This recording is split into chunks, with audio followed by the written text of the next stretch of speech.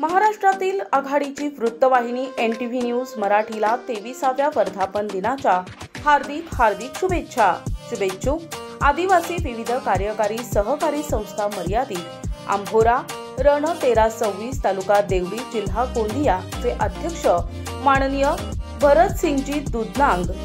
उपाध्यक्ष माननीय शिवकुमारजी राऊत, सचिव माननीय मधुकरजी शहारे, संचालक माननीय प्रल्हादजी दुधनांग,